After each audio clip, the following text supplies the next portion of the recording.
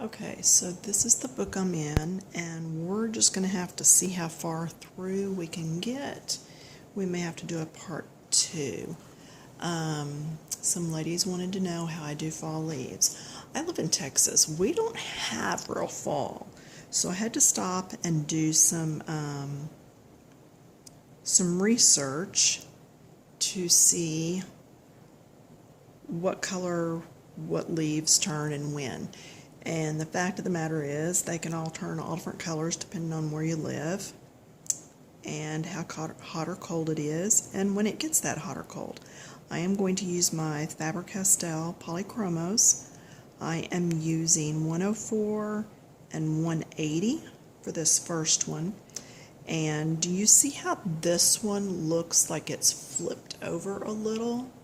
Let's see if I can zoom in some without making this thing go wild and bounce all over the place.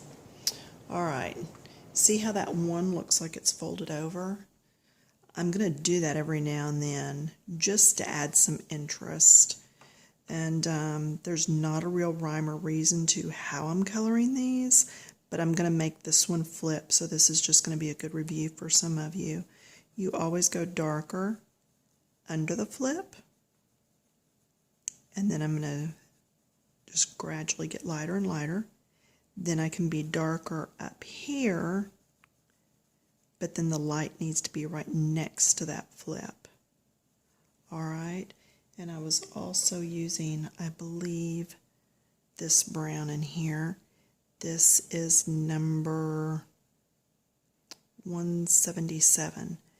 And if you don't have polychromos and you want to know the colors, you're just going to have to go to the Faber-Castell site, and I'm sorry, you're going to have to look up each of these colors and find out what your equivalent is according to what you're using. Now I will tell you, I'm still making these for every set of pencils I purchase, and there is a video on how to do this. My color swatches, so you can always get your color swatches out if you've made them and just look and see what really matches up to what I'm using. Okay, so that I've got the light down here, and because the light is away from the fold and then right on top of the dark, then that makes it look like it's folded over on top. And I can come in here and deepen this just a bit more. Are you able to see what I'm doing? I'm sorry. Right under here. And it pops this up to the top. Same thing I did here. I can come in and go just a little darker, and it'll pop that to the top. Okay. And there's still a lot of white showing through on some of these areas. And I talked about there being tooth in your paper, and that's what the pencils grab onto. Let's just go ahead and do another fold right here. I don't usually do 2 folds next to each other, but that's just such a nice shape right there. But anyway, I did talk about, what was I even saying? Boy, that's bad, even on tape. I was talking about the tooth on the paper. And I did talk about that some on some of my last videos when I was doing the poinsettia. So if you missed that, go back and pick that up, because it talks about how it is so much better to do several layers and to build, because it will push the color down into the little valleys in the paper instead of just letting all that color stay up on the mountains. And if that makes no sense to you at all, then yeah, that's a video that you missed, and you might want to go back and catch that. So, And if this times out before I get around to most of the leaves on here, which it probably will, then you'll need to look for Fall Leaves Part 2, and I will just continue on from where I leave off, because my camera shows that whereas I've got a lot of space right now, I'm not sure how long it will let me go time-wise. Now, I've told you several times, you can go over everything in a certain section as long as you're using the lightest color for that section. Alright, so here's this leaf, and there's another one right over here on the other side.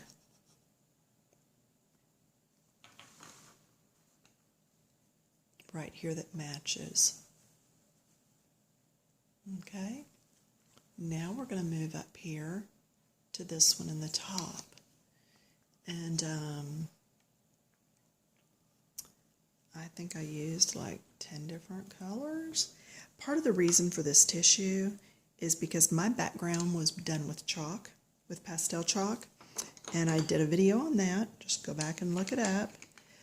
But I did not seal it with the fixative sealer, workable fixative sealer.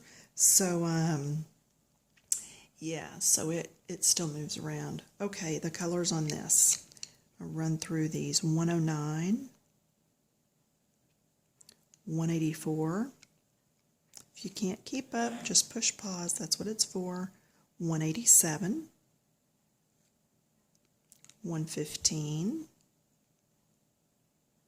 126, 267, and there's such a glare on this, 177. So those are all the colors I'm using this time. Now, there is not a great deal of what color has to go where. The thing I watch out when I'm using this many colors is I'm watching out for the background color. I don't want to put this color right there because that's so close to the same color as the background. So I will go ahead and put this color in first. Turn this a little so I can get to it easier, but make sure it's still on camera. There we go. So I will put this color in first, and I will come over here and do it next to this leaf, and just know that whatever color that is, it can't be this color. But see, now this will pop. Alright, now I'm going to get into my ovals and get lighter so that whatever color comes next will be able to blend in. Okay, again, this is another real-time video. I want you to see how long it actually takes, because a lot of people are like, oh, I'm just not blending. And I'm like, yeah, you're coloring too fast. Slow down, blend your colors. Okay, I'm going to put my yellow, my brighter yellow right up here, and blend into this. Those circles will just soften all your edges. Okay.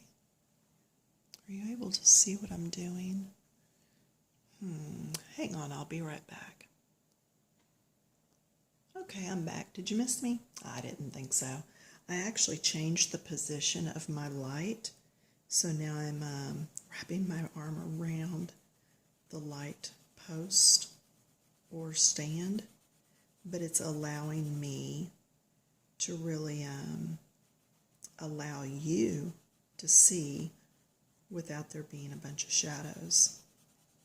Alright, so maybe not the most comfortable for me or the most conducive, but it works for you. And let's face it, this is all about you right now. So, okay, and I'm just going to come in here with circles. See, keeping it light. Do you see how it's already blending in with the color from before?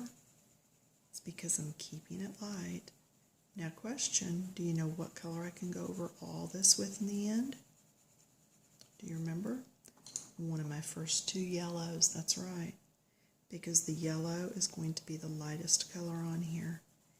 Now, the reason I'm starting with my light colors is so that I'm not streaking into any of my dark colors and dragging dark color around and making a mess. Okay, so that's a good rule of thumb, is don't start with the dark colors, start with your lightest colors. It'll just make it a whole lot easier to blend. And in the long run, I think you'll be happier with it. I'm going to lighten this up a little and go ahead and add another color in here. And I'm just going across my colors here. Next to the orange would be the red. So I'm just going in color value or shade from light to dark.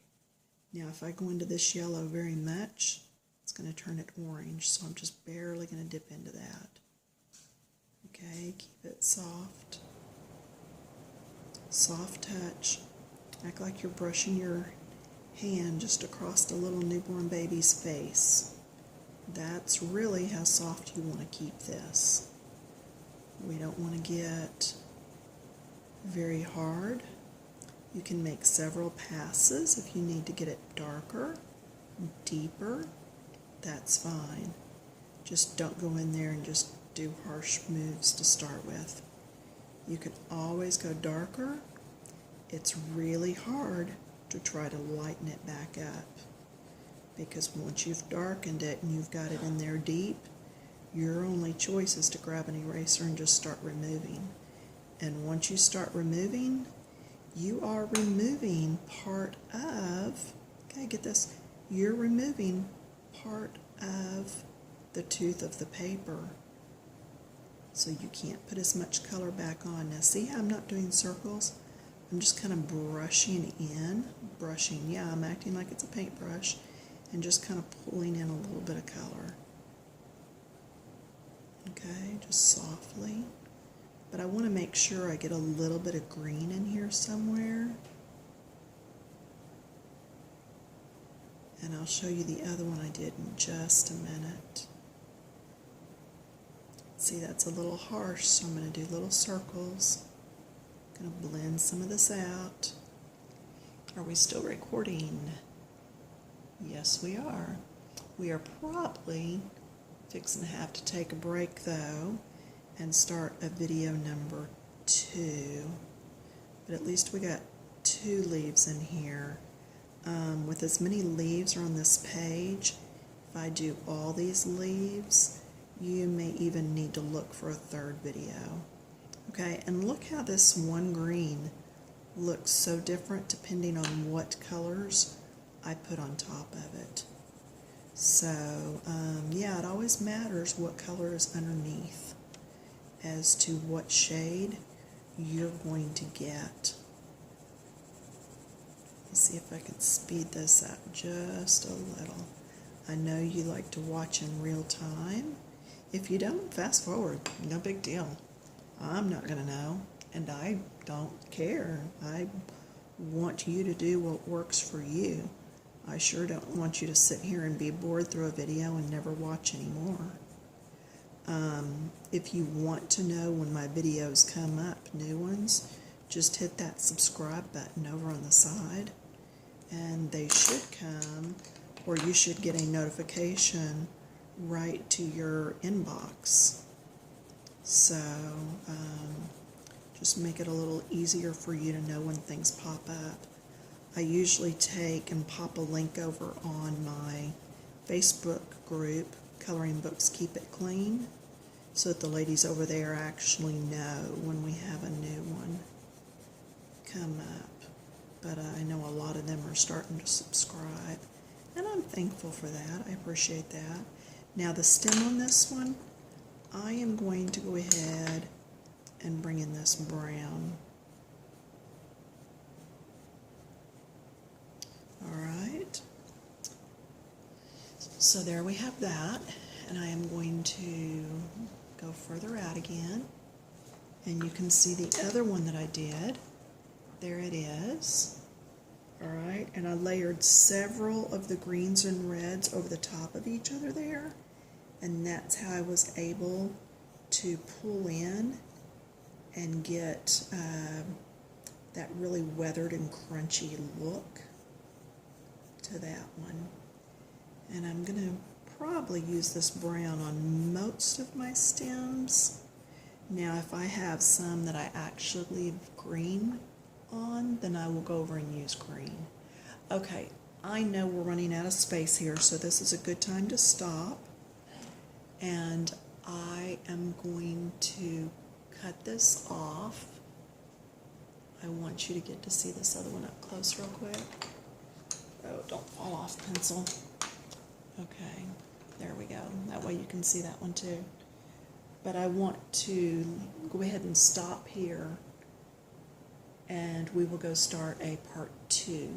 This will be fall leaves with coloring books.